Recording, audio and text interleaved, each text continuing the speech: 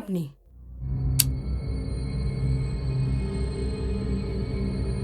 তুমি দীপক?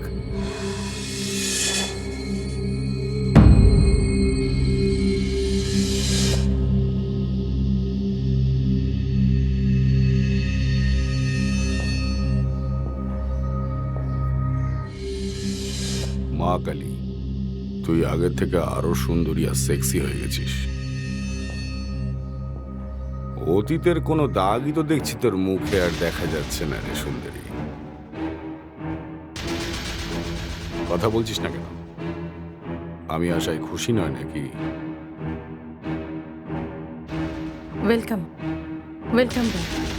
হয়তো তুই ভুলে গেছিস যে নিজের স্বামীকে কি করে সাহায্য জানাতে হয়।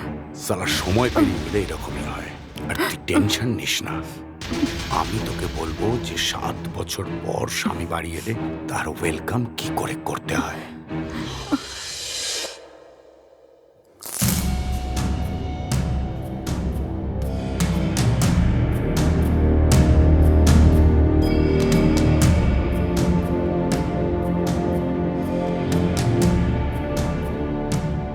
আমি তোর সাথে এরকম কেন করছি জানিস না? বলবো। এইভাবে কি দেখছিস? তোর কি মনে হয় আমি কিচ্ছু জানতে পারবো না যে তোর আর রঞ্জিতের মধ্যে কি চলছে? আমার বাড়ি ছেড়ে তুই এখানে রঞ্জিতের বাড়িতে কেন? বউ তো তুই আমার, তাই না? হ্যাঁ বল। ওখানে ভয় লাগতো একা থাকতে। ভয় পেতিস তুই? কিসের ভয় তোর এত? সম্মান চলে যাচ্ছিল তোর ওখানে, নাকি পুরুষ ছাড়া তুই ঘুমোতে পারছিলি না? সেই জন্যই তো এখানে এসেছিস রঞ্জিতের বিছানা গরম করতে। সালা কি সময় এসে গেল! বিয়ে করে একসাথে থাকার কথা আমার সাথে, একটু সময় খারাপ কি হলো? তুই অন্য একজন পুরুষকে তোর সঙ্গী বানিয়ে নিলি, নতুন কথা আর প্রতিশ্রুতির সঙ্গে। কত বিশ্বাস করতাম তোকে, নিজের থেকে বেশি ভালোবাসতাম তোকে। আর তুই আমাদের দুজনের সম্পর্কটাকে মজা বানিয়ে ফেললি। কত খিদে ছিল তোর শরীরে যে তুই আমার জন্য অপেক্ষা করতে পারলি না? আমি তো জেলেই গেছিলাম, মরে তো যাইনি। আর ফিরলো তো তোর কাছেই আসতাম, তাই না? শরীরের খিদে আমাদের দুজনের সম্পর্কটাকে জ্বালিয়ে ছাড়খাড় করে দিল। শাস্তি তো পাবি, আর দেবো আমি। শয়তান, বিশ্বাসঘাতক, তোকে আমি ছাড়বো না। তোকে নিশ্চয়ই শাস্তি দেবো। প্লিজ নে নে।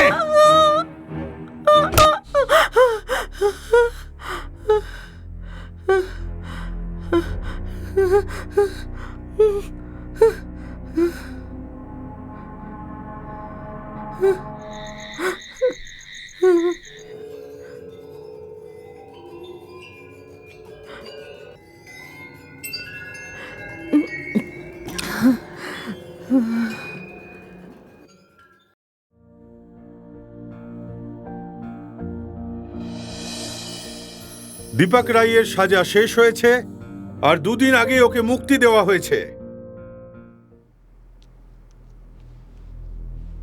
এই দীপক মুক্তি পেল কি করে? আমি আগেই বলেছিলাম এরকম কিছু একটা ঘটতে চলেছে। তা না হলে আমি ওরকম একটা ভয়ঙ্কর দুঃস্বপ্ন কেন দেখতাম? নিজের ভয়কে নিয়ন্ত্রণে রাখার চেষ্টা করো আরতি, আর সাহস রাখো, তাহলে আমরা দীপকের মোকাবিলা করতে পারবো। কোথা থেকে আনবো আমি এত সাহস? তুমি তো চেনো দীপককে, আমি ওর বউ ছিলাম। তুমি তো জানো কেউ যদি আমাকে বাজে চোখে দেখতো তাহলে ওর কি অবস্থা করেছো। এখন এখন আমি তোমার সঙ্গে থাকছি, জানি না এখন ও আমার সঙ্গে কি করবে, তোমার অবস্থাটাই বা কি করবে। এসব ভেবে আমি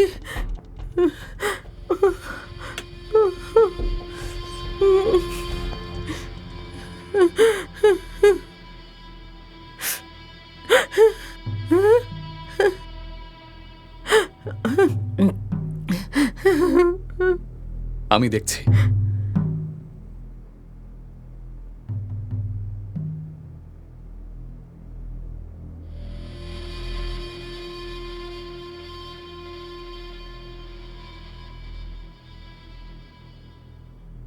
বাড়ির ভেতরে আসতে বলবি না? ভেতরে আয় না।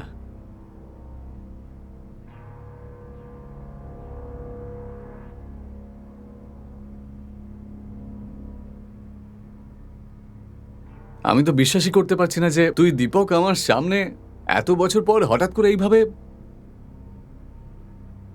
রঞ্জিতের তো বিশ্বাসই হচ্ছে না, কারণ ওর কোনো অপেক্ষা ছিল না। কিন্তু তোর তো বিশ্বাস ছিল না যে আমি ফিরে আসব। তুই তো আমার বউ না শেষ অবধি, ঠিক কি না বল? আরে ছাড় না এসব, আগে বল তুই ছাড়া পেলে কি করে? আজীবন কারাগারে সাজা তো 7 বছরে পূর্ণ হয় না, তাই না? যখন ভাগ্য ভালো থাকে আজীবন সশ্রম কারাদণ্ড 7 বছরে শেষ হয়ে যায়। কিন্তু যবে থেকে এই শহরে এসেছি তোদের দুজনের ব্যাপারে শুনলাম, তখন বুঝতে পারছিলাম না যে আমি সাজা কেটে ফিরলাম নাকি আজ থেকে শুরু হলো। তুই আমার বউ আর তুই আমার বন্ধু। আমি কে? কাবাব মে হাড্ডি, হাড্ডি গই জেল, আর তোরা দুজন কাবাব খেলি। সালা ওই 2 ইঞ্চির গর্তে জীবন, সম্পর্ক সব ঢুকে গেল। ভালোবাসা, প্রেম, বিশ্বাস সবকিছু। বেঁচে থাকলো শুধু শরীরের খিদে। কে এলো কে গেল, কে এলো কে গেল, তাতে কি বা যায় আসে? চাই তো শুধু পুরুষ আর শরীরের খিদে মেটানো। অনুভূতি গাধার পেছন দিকে চলে যাক, তারপরও তাতে কি যায় আসে? ভেবেছিলাম জেল থেকে ফিরে বউয়ের কাছে এসে আমি শান্তি মতো করে বাঁচতে পারবো, আবার একটা শান্তির জীবন কাটাবো। কিন্তু বউ, সে তো আগে থেকেই হাউসফুল। আমার জন্য তার কাছে আর কোনো জায়গা নেই।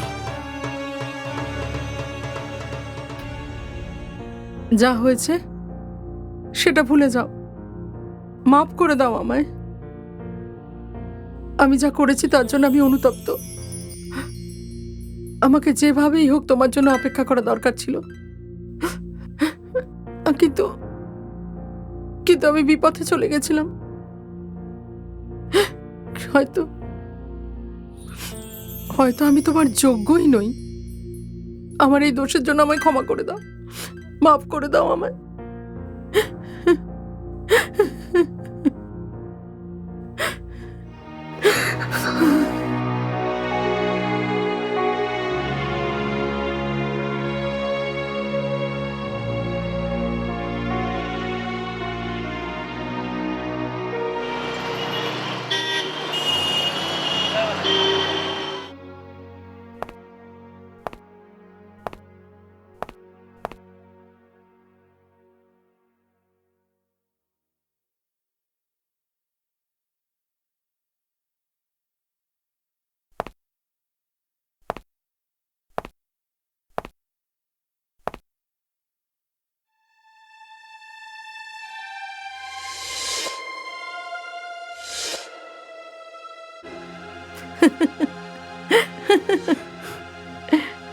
ছাড়ো না, তুমি খুব দুষ্টু।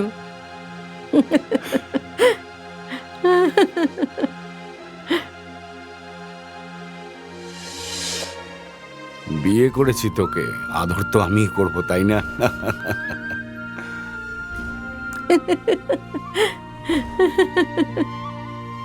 তুমি আমায় ছেড়ে যেও না। তোমাকে ছাড়া আমি বাঁচতে পারবো না।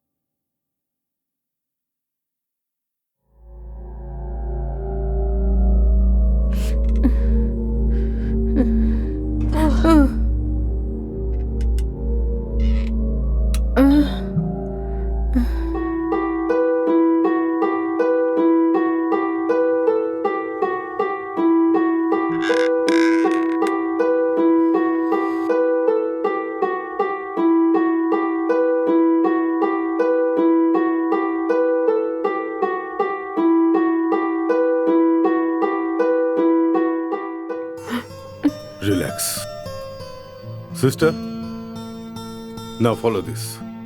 দীপক,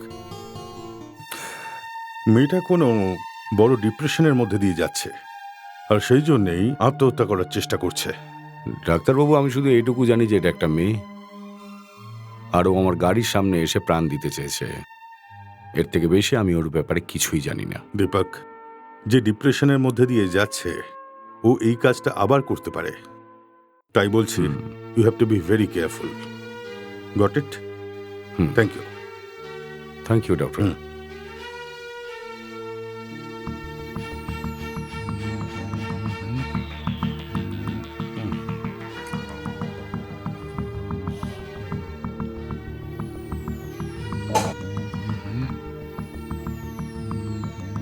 নাম কি তোর? বল। আরতি।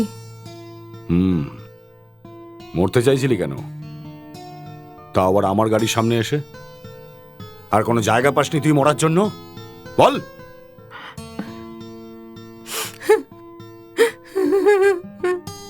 বন্ধ করে সব নাটক। সত্যি করে বল, কি জন্য মরতে চাইছিলি? বল। মরতে কেন চেয়েছিলাম কি বলবো? মানুষের দুর্ভাগ্য যখন খুশির সব দরজাগুলো বন্ধ করে দেয়, তখন দুঃখের বোঝা নিয়ে মানুষ আর কতদিন বেঁচে থাকতে পারে? আঁকা বাঁকা কথা বলবি না। সত্যি করে বল, তোর প্রবলেমটা কি? বল। সেটাই তো বুঝতে পারছি না, কোথা থেকে শুরু করব। আজকের যুগে গরিবের ঘরে যখন একটা মেয়ে জন্মায়, তখন তারা খুশি হয় না। তারপরে 10 বছরের যখন ছিলাম, তখন মা বাবা উপরে চলে গেল। পরিবারের এমন কেউ ছিল না যে আমার দেখাশোনা করে। আমার মাসি আমার উপর দয়া করে আমাকে তার সাথে করে এখানে নিয়ে আসে। কিন্তু এই দয়া মায়া সবকিছুই একটা মুখোশ ছিল। ও তো অপেক্ষা করছিল আমি কখন বড় হয়ে উঠি। আর যখন আমি যুবতী হয়ে গেলাম, আমাকে সে বেচে দিল।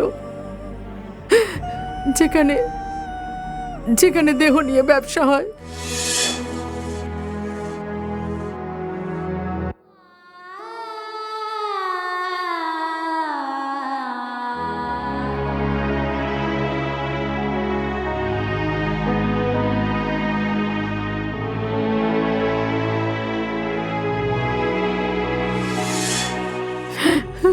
যেখানে রোজ আমার এই দেহটা নিয়ে ব্যবসা হতো, আমাকে বেচা হতো, ভোগ করা হতো।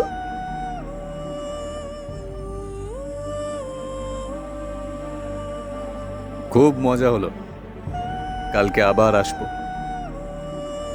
এই নাও বকশিস।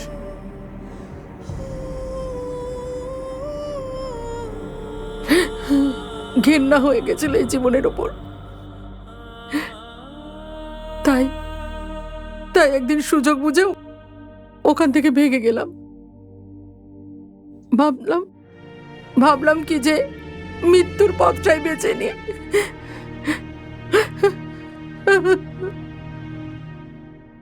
কিন্তু আমার ভাগ্য এতটাই খারাপ যে মৃত্যু আমার থেকে মুখ ফিরিয়ে নিল।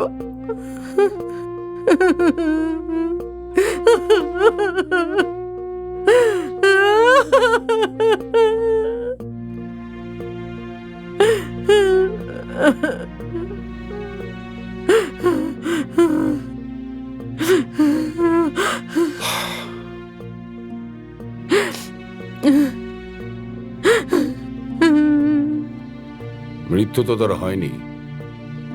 এবার বল, কি করবি এরপর?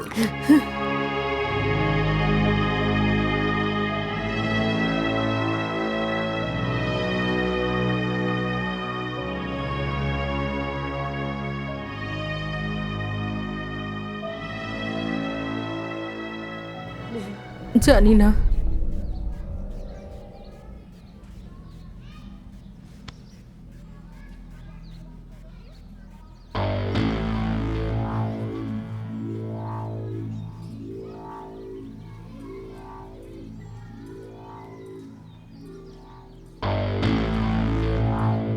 ছটা গুলি আছে, একটা গুলি তোর মাথায়, আর দুটো এই মুরগি দুটোকে, আর একটা তোর পেছনে।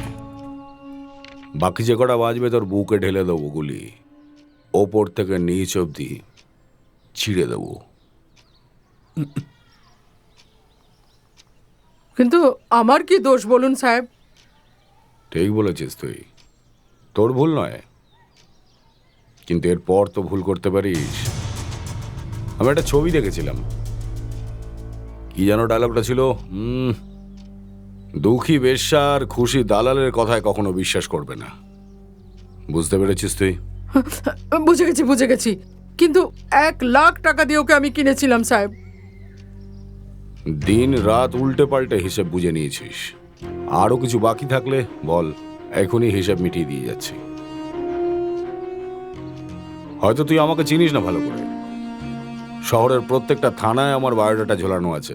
30 বছর বয়স, তার 20 বছর জেলে কাটিয়েছি। আমায় মাফ করে দাও, আমার কিছু চাই না, আমাকে ছেড়ে দাও। আপনি ওই মেয়েটাকে বলে দিন ও পুরোপুরি মুক্ত। হ্যাঁ হ্যাঁ মুক্ত। নিজের কথা যেন ঠিক থাকে, না হলে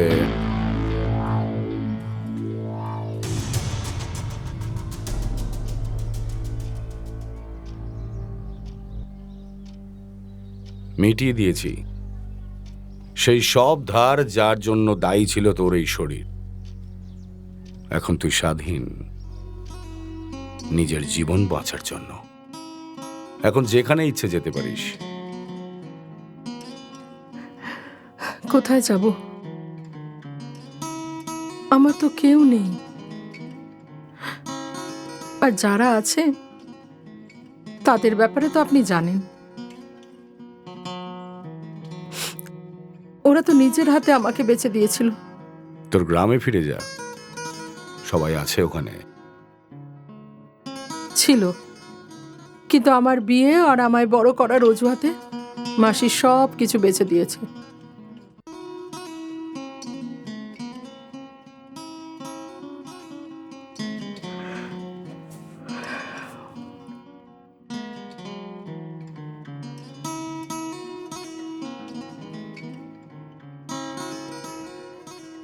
একটা কথা বলি, তুই সালা বেশ্যা আর আমি একটা গুন্ডা। তোরও কেউ নেই, আমারও কেউ নেই।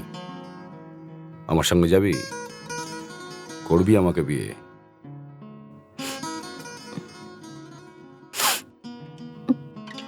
আমি এসবের যোগ্য নই। তাহলে যোগ্য হয়ে দেখা। আমার মধ্যে কোনো সমস্যা থাকলে বল। দেখ, আমি তোকে আগেই বলেছি, আমি কোনো সাধু বা মহাত্মা নই।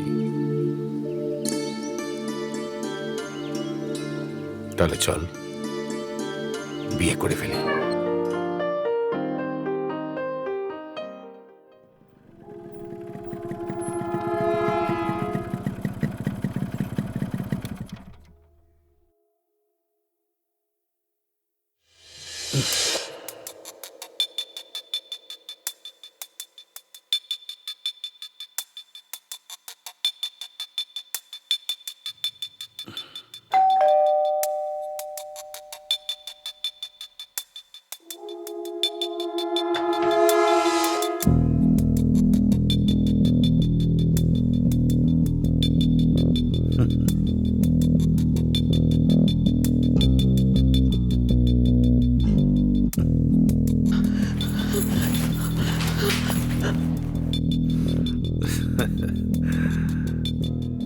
দীপক রায়, হ্যাঁ?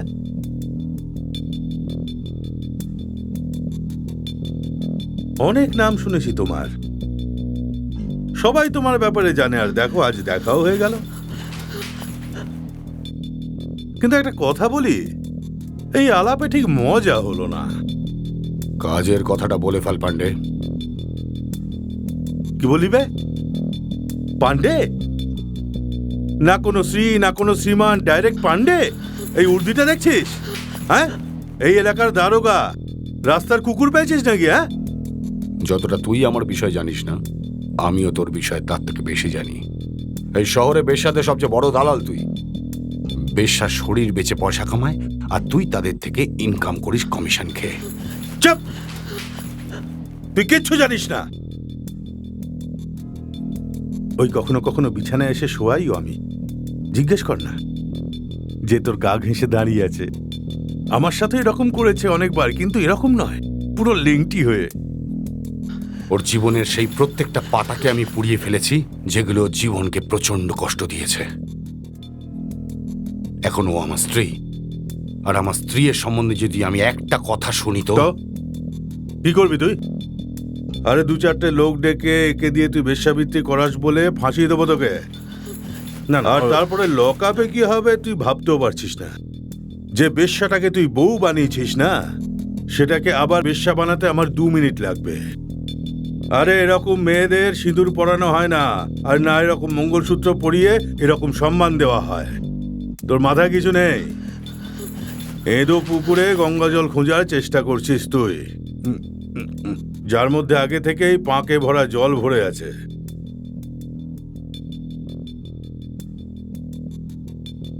দেখ পান্ডে, এখনো আমার বউ। আমি বিয়ে করেছি ওকে। ওর অতীত নিয়ে এইভাবে আমাদের জীবনটাকে নষ্ট করার চেষ্টা করিস না, অনুরোধ করছি তোকে। চলে যা এখান থেকে। হ্যাঁ, তো চলে যাব আমি, কিন্তু তার আগে তুই 1 ঘন্টা কোথাও ঘুরে আয়। আসলে একে ছাড়া আমারও চলে না। তোর এই গঙ্গায় ডুব দেওয়ার জন্য 1 ঘন্টা যথেষ্ট। চল যা। আরে যা না।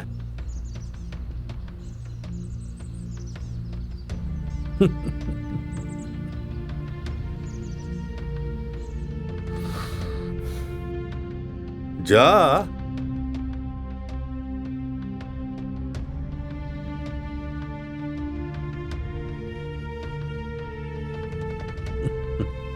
কি রে, 1 ঘন্টা যথেষ্ট না? হ্যাঁ,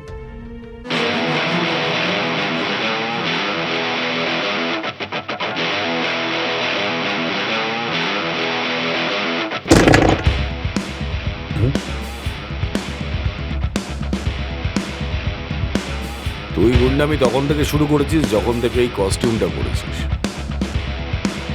আর আমি জন্মেই গুন্ডা হয়ে গেছি। এটা কোনো বেশ্যা বাড়ি নয় যে তুই ওর শরীরের দাম দিচ্ছিস। এটা দীপক রায়ের বাড়ি, আর ও আমার স্ত্রী। আর আমারই সামনে, আমারই বাড়িতে তুই আমারই বউকে নিয়ে ব্যবসার কথা বলছিস, আর তার ধমকি দিচ্ছিস আমায়। ছাড়বো না।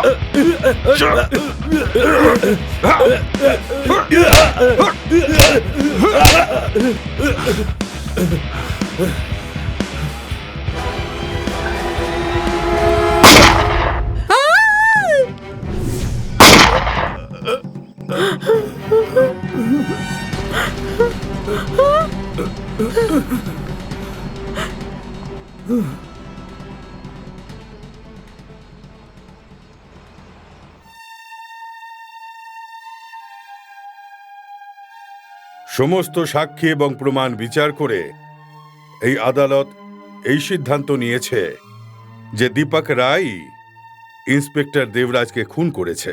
তাই জন্যে দীপক রায়কে এই আদালত অপরাধী সাব্যস্ত করে যাবজ্জীবন কারাদণ্ডে দণ্ডিত করল। আমায় ক্ষমা কর রে, আমি তোকে বাঁচাতে পারলাম না। আমি অনেক চেষ্টা করেছিলাম, কিন্তু সারা জীবনের কারাবাস, এটা একদম ঠিক হলো না। আমরা ভাবি এক, আর হয় অন্য কিছু। এই সালার ভদ্রতা ধাতে সইল না। সংসার করতে গেছিলাম, গড়ার আগেই ভেঙে গেল। এবার তুই কি করবি? আজ পর্যন্ত আমি এত সাহস জোটাতেই পারিনি যে নিজের জীবনের ফয়সালা নিজে করব। তো এখন এখন আমি কি করতে পারি? আমি তো আমার জীবন তোমার হাতে সঁপে দিয়েছিলাম। এখন তুমিই বলো যে আমি কি করতে পারি। অপেক্ষা কর, অপেক্ষা। আদালতের এই যাবজ্জীবনের রায়কে যদি বদলাতে না পারি, তো আমার নাম দীপক রায় নয়। রঞ্জিত, তুই তো আমার প্রিয় বন্ধু, তাই না? আর ও আমার জীবনকে আমি তোর হাতে তুলে দিয়ে যাচ্ছি। ওর খেয়াল রাখিস। আমি ফেরা অবধি তোর এই উপকার আমি কোনোদিন বলবো না, কোনোদিন না।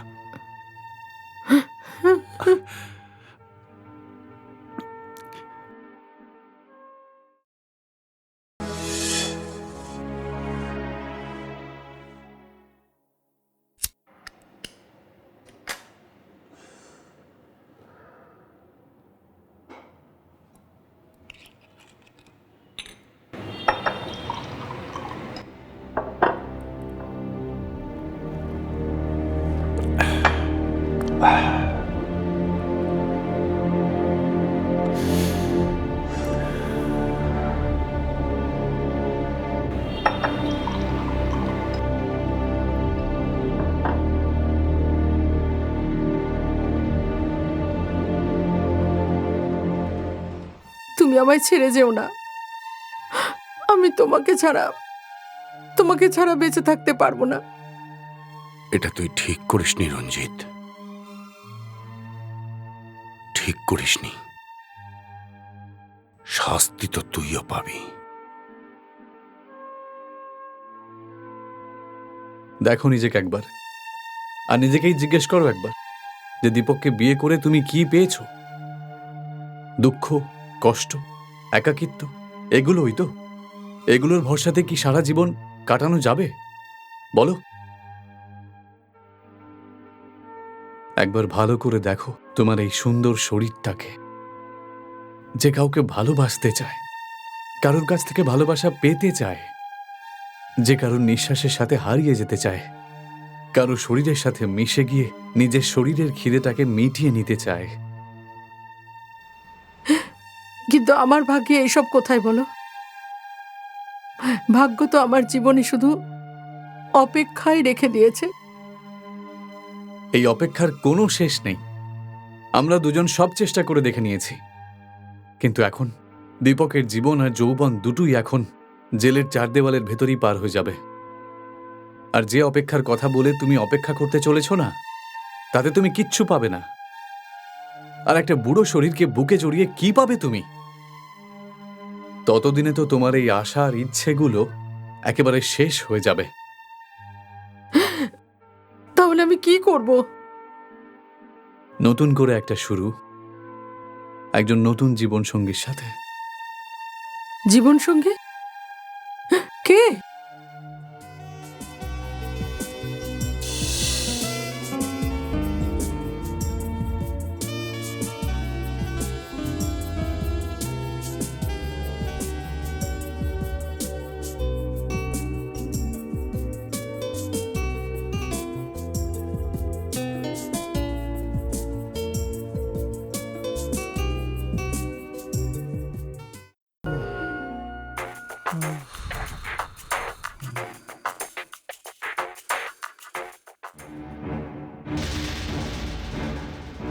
ওই দিন আমার একটা ভুল পদক্ষেপে আমার পুরো জীবনটা তছনছ হয়ে গেল।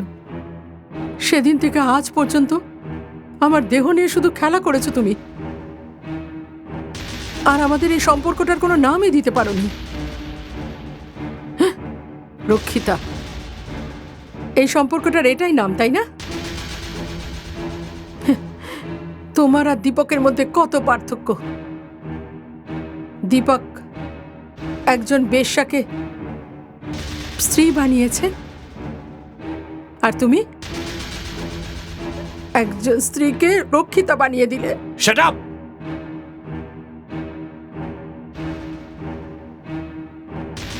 দীপকের ভয়ে তুমি এতটাই ভয় পেয়ে রয়েছো, তুমি এটাই বুঝতে পারছো না যে তুমি কি বলছো। আমাদের সম্পর্কে কিছু বাধা ছিল, যার জন্য এই সম্পর্কটার নাম দিতে পারিনি। আর নাম দিতে পারিনি তার মানে এই নয় যে তুমি আমার রক্ষিতা, বুঝেছো? যদি নিজের ভালো চাও তাহলে মাথা থেকে নোংরা চিন্তাগুলো দূর করো আর ভাবো এরপর আমাদের কি করা উচিত। কারণ দীপক আবার ফিরে এসেছে, তাই এর সুযোগ নিয়ে আমরা ওর কাছ থেকে অনুমতি নিতে পারি আর তুমি ডাইভোর্সও পেয়ে যাবে। আর তারপর?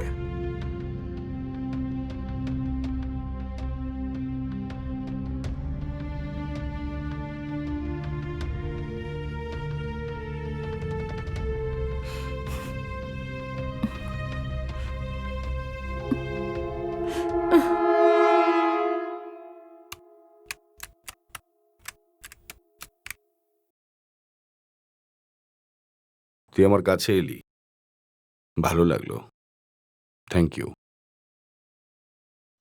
এইভাবে বলো না প্লিজ। আমি তোমার সঙ্গে যা করেছি তার জন্য আমি খুব লজ্জিত। একা ছিলাম, বিপথে চলে গেছি, কিন্তু তুমি যদি চাও তাহলে আবার আমার জীবনটা তোমার সঙ্গে নতুন করে শুরু করতে পারি, যদি তুমি সব কিছু ভুলে যেতে পারো তো। ঘাটা টাটকা, সারতে সময় লাগবে। এটা কেন বলছো না যে আমার এই দোষটা ক্ষমা করার যোগ্য নয়, তাই না?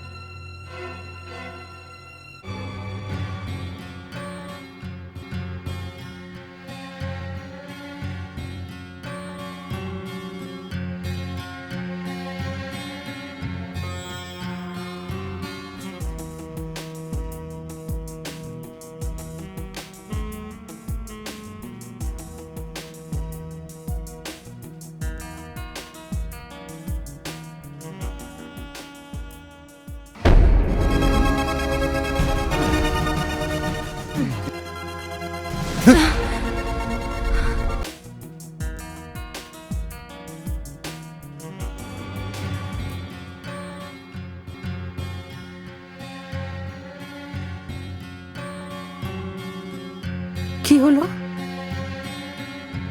7 বছর ধরে তৃষ্ণার্ত, কষ্ট পেতে দে আমায়।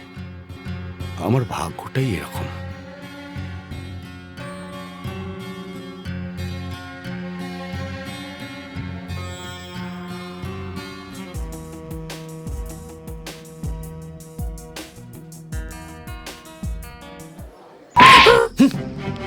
আবার কি নতুন নাটক শুরু করলে তুমি? এটা নাটক? কি নাটক? তুমি দীপকের সঙ্গে দেখা করেছিলে না, আর তাও ওর বাড়িতে গিয়ে? হ্যাঁ, গেছিলাম। নিজের স্বামীর সাথে দেখা করা কোনো অপরাধ নাকি? হ্যাঁ, অপরাধ। যখন তুমি আমার সাথে জীবন কাটানোর সিদ্ধান্ত নিয়েছো তখন তুমি তোমার স্বামীর সাথে দেখা করতে পারো না? যেটাকে তুমি অপরাধ বলছো সেটা ওই স্বামীর প্রাপ্য, যেটা বিগত 7 বছরেও পায়নি। এই দেখো আরতি, তুমি আমার, শুধু আমার, আর আমি এটা সহ্য করতে পারবো না যে তুমি অন্য কারুর কাছে গিয়ে আমার ভালোবাসাকে অপমান করো। বুঝতে পেরেছো? কেন? আমার স্বামী তো সহ্য করে নিয়েছে। এই, ও বাধ্য ছিল, সেই জন্য ও এরকম করেছে। দীপক তোমার বেইমানি সহ্য করতে পারে, কিন্তু আমি নয়। তাই শুনে রাখো, নিজের সম্পর্কের সীমানাটাকে বোঝো আর ওর থেকে দূরে থাকো। না হলে কি হুমকি দিচ্ছ আমাকে? হুমকি দিচ্ছি না, আমি সম্পর্কে সৎ থাকার জন্য উপদেশ দিচ্ছি তোমাকে। সম্পর্কে অসৎ থাকলে সম্পর্ক শেষ হয়ে যায়, আর সবাই সেটা সহ্য করতে পারে না, আর আমি তো সেটা একেবারেই না।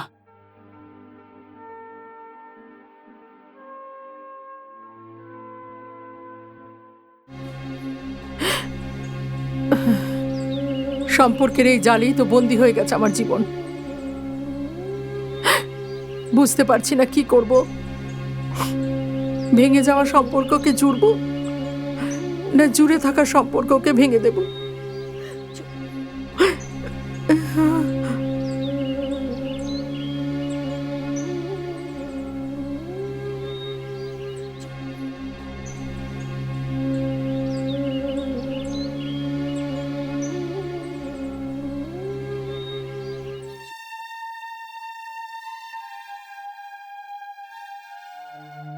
তুমি যদি চাও তো আমি আবার নতুন করে জীবনটা তোমার সঙ্গে শুরু করতে চাই। এটা কেন বলছো না যে আমার এই অপরাধ ক্ষমার যোগ্য নয়, তাই না?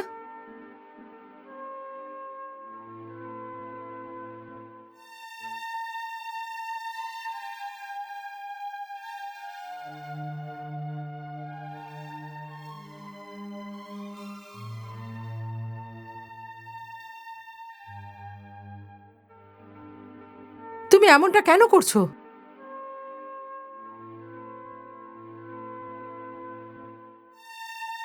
মানে আমার সঙ্গে দেখা করবে বললে, জড়িয়ে ধরলে, ফটো তুললে, এই বললে যে তোমার এগুলো নিঃসঙ্গতা কাটাবে। আমিও সেই জন্য মানা করিনি, কিন্তু ওই ফটোটা তুমি রঞ্জিতকে কেন পাঠিয়েছো? কেন?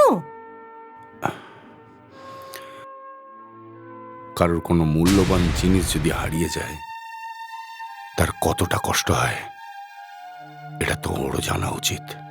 কিন্তু রঞ্জিতের এইসব পছন্দ নয়। ওর পছন্দ বা অপছন্দে আমার কি যায় আসে? কিন্তু আমার যায় আসে।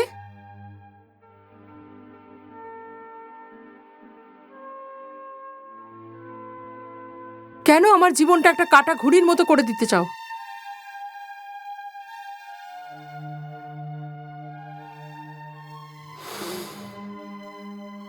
জেলের সাথে সাথে তোমার বিচ্ছেদেও কেটেছে। যবে থেকে বাইরে বেরিয়েছি তোমার বিচ্ছেদ আমার পোষাচ্ছে না। মানে? কেননা সব অতীতকে ভুলে একটা নতুনে শুরু করি। সত্যি?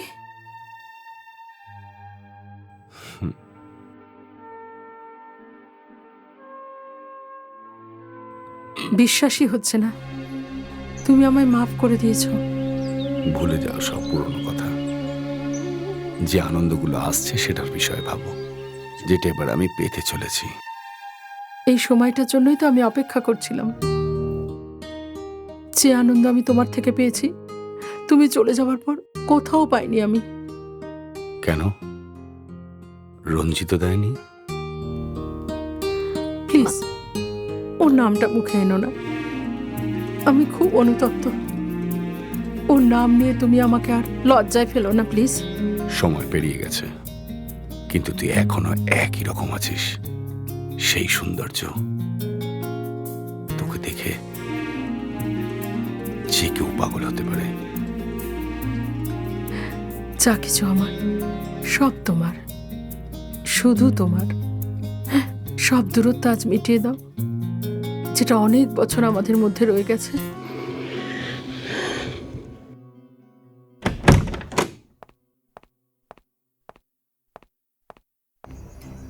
রেগে আছিস নাকি?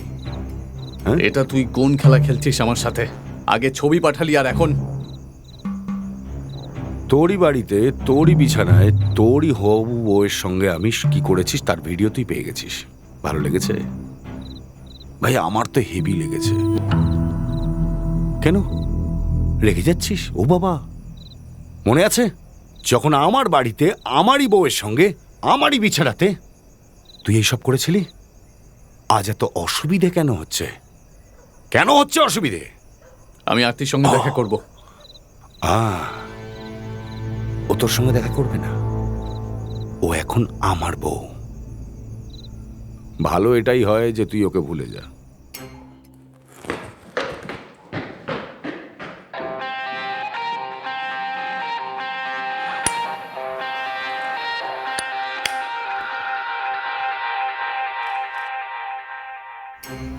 কোথায় গিয়েছিলে তুমি?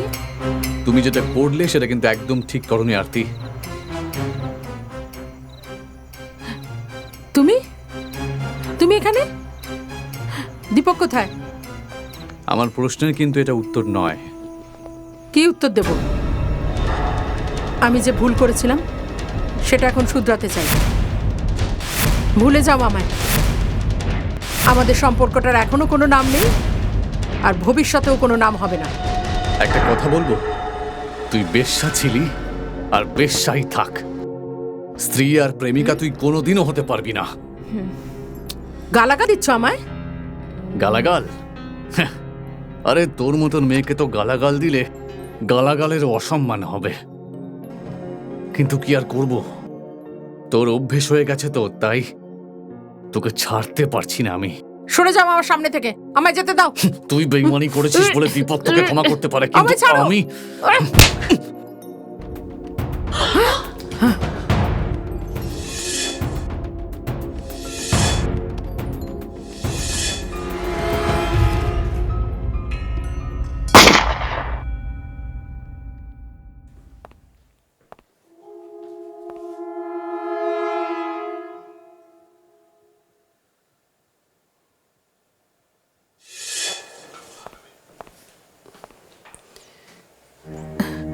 এখন আমি কি করব? পুলিশের অপেক্ষা।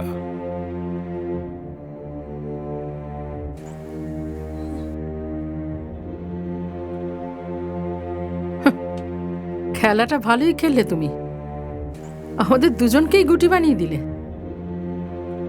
আমরা তোমার এই প্ল্যানটা বুঝতেই পারিনি।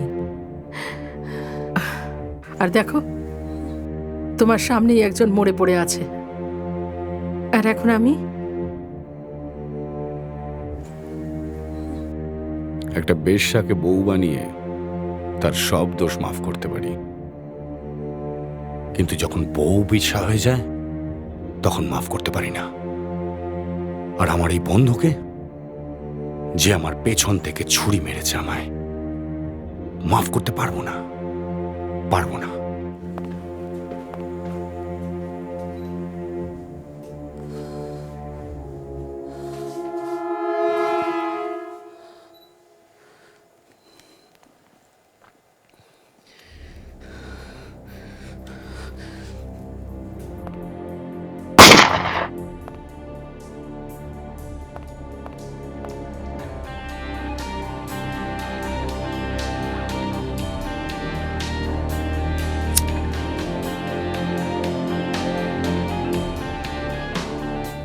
স্বার্থপর এই পৃথিবীতে কেই বা কার হয়? বিশ্বাসঘাতকতা সেই করে যাকে বিশ্বাস করা হয়।